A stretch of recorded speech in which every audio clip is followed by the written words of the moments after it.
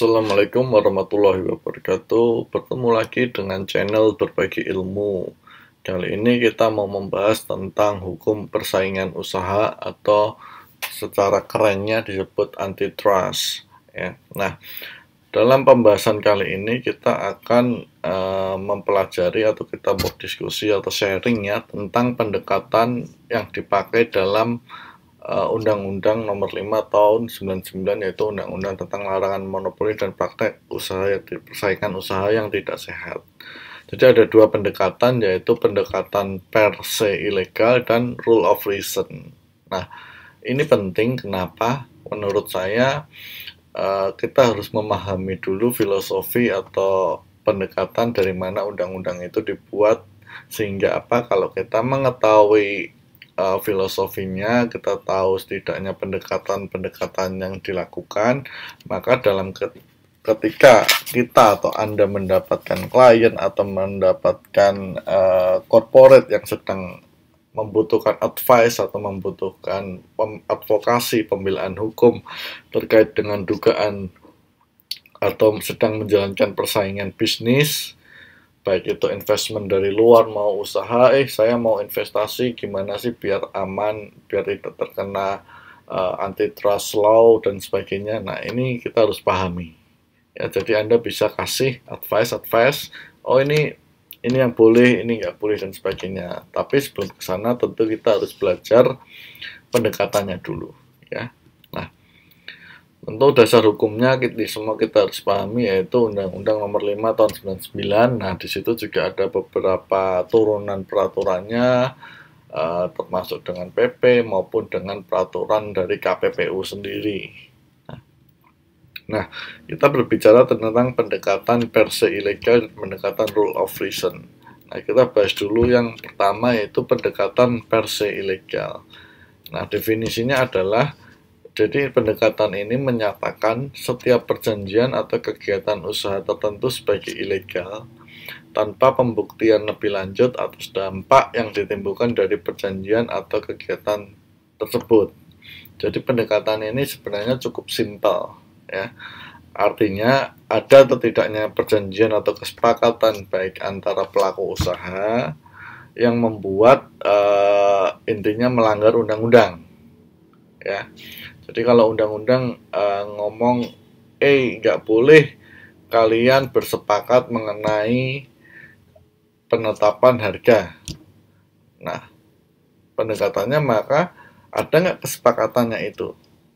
Ada nggak perjanjiannya, tertulis maupun tidak tertulis ya. Nah, cukup itu saja tanpa memikirkan dampak ya. Jadi katakanlah di video sebelumnya saya sampaikan ada kesepakatan mengenai operator bus yang menaikkan tarif dari nilai 2.500 menjadi 3.000 per penumpang ya.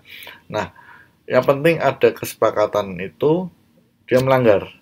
Meskipun dia dampaknya dia harus lihat ya, kalau nggak dinaikin mungkin operational cost-nya akan kacau sehingga bisa menyebabkan tidak beroperasionalnya perusahaan, sehingga menyebabkan bangkrut, menyebabkan PHK, maka ujungnya konsumen juga akan bingung dan sebagainya. Nah, itu tuh contoh saja. Jadi pendekatan ini lebih simpel. Intinya kalau ada kesepakatan dan dibuktikan kesepakatan itu melanggar undang-undang, selesai. Nah, pendekatan yang kedua lebih kompleks ya, rule of reason. Ini juga dipakai dalam dunia usaha, tentunya di Amerika maupun di Eropa. Nah, rule of reason definisinya adalah pendekatan untuk membuat evaluasi mengenai akibat perjanjian atau kegiatan usaha. Apakah perjanjian atau kegiatan usaha tersebut menghambat atau mendukung persaingan ya.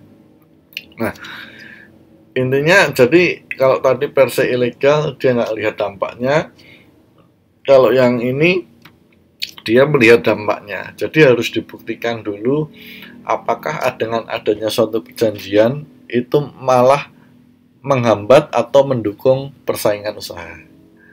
Nah, itu yang harus dibuktikan. Nah, pendekatan ini menarik karena dia membutuhkan pemahaman hukum yang ekstra, artinya tidak hanya dari faktor ilmu hukum, tapi dia harus memahami dari sisi ekonominya, ya.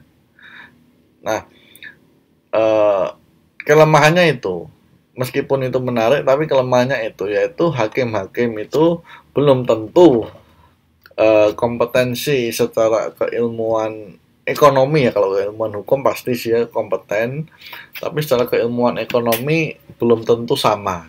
Artinya ada yang bagus dan ada yang tidak, ada yang ahli dan tidak.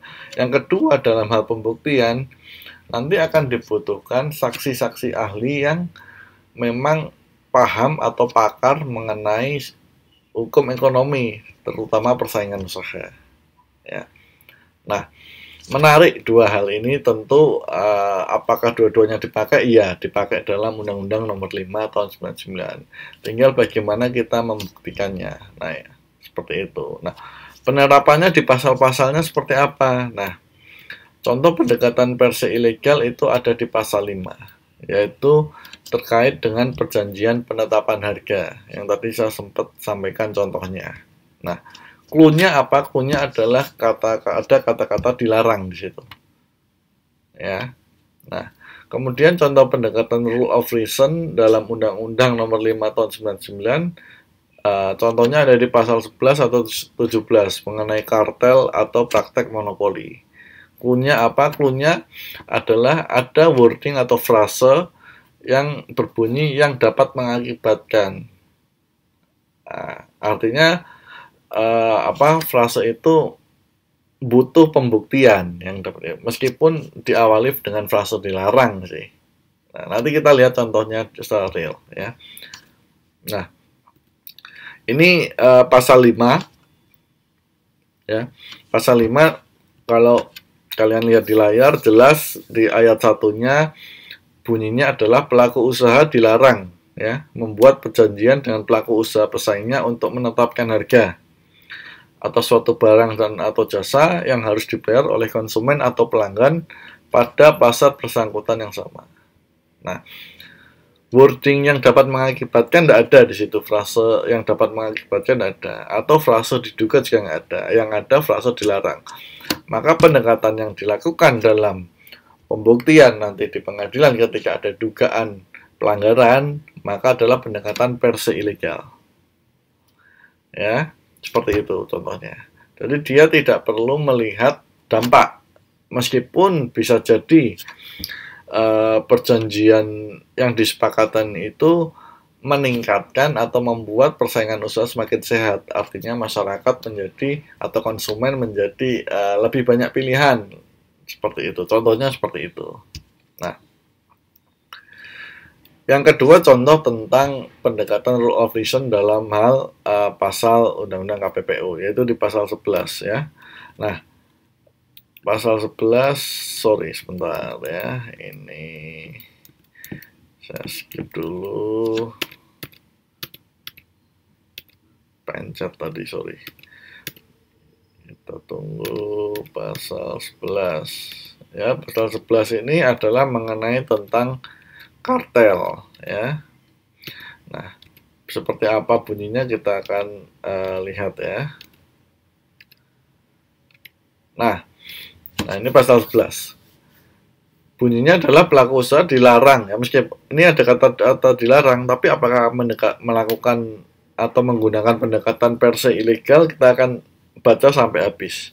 Pelaku usaha dilarang membuat perjanjian dengan pelaku usaha pesaingnya yang bermaksud untuk mempengaruhi harga dengan mengatur produksi dan atau pemasaran suatu barang dan atau jasa yang dapat mengakibatkan terjadinya praktek monopoli dan atau persaingan usaha tidak sehat. Ya, pembuktiannya dia harus dapat membuktikan dampaknya dulu, ya. Kalau ada katakanlah dugaan pelanggaran, oh kartel nih, dia yang didugakan adalah pasal 11. Maka pendekatan yang harus dibuktikan adalah pendekatan model rule of law, ya, seperti itu, ya.